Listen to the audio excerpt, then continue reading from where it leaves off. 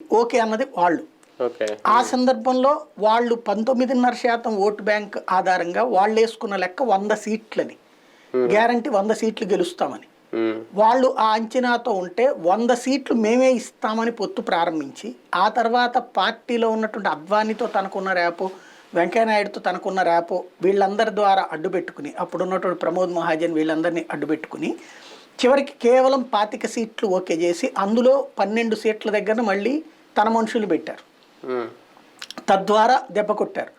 అది తెలిసినా కూడా ఆ రోజున ఎన్డీఏ సంకీర్ణానికి కన్వీనర్గా ఈయనే ఉన్నారు కాబట్టి తనతో అవసరం ఉంటుందన్నటువంటి ఉద్దేశంతో, అది పూర్తి బలమైనటువంటి ప్రభుత్వం కాదప్పుడు.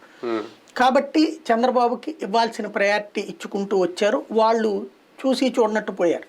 ఆంధ్రప్రదేశ్ భారతీయ జనతా పార్టీ ప్రయోజనాలను ఆ రోజున జాతీయ ప్రభుత్వ ప్రయోజనాల కోసం త్యాగం చేసేశారు. దానివల్ల చంద్రబాబు గారు అప్పుడు సగర్వంగా 5 సంవత్సరాలు అయిపోయింది. 2004లో కూడా చంద్రబాబు గారే పొత్తు కోసం ఇనిషియేటివ్ తీసుకుని ఈయనే వాజ్పేయి గారిని కూడా ముందస్తు రాజీనామా చేయించారు. చేయించి ముందస్తు ఎన్నికలకు వెళ్ళారు 2004లో. ఆ టైంలో ఓడిపోయారు. చంద్రబాబు గారి మీద వచ్చిన మైనస్సు బీజేపీ ప్రభుత్వం గద్దె దిగడానికి కూడా కారణమైంది. ఎందుకంటే ఇద్దరికీ మధ్యన, బీజేపీకి కాంగ్రెస్కి మధ్యన తేడా కేవలం 7 సీట్లు. తెలుగుదేశం కోల్పోయిన 32 సీట్ల కారణంగానే ఆ రోజున భారతీయ జనతా పార్టీ పవర్లోకి రాకుండా పోయింది ఎన్డీఏలో.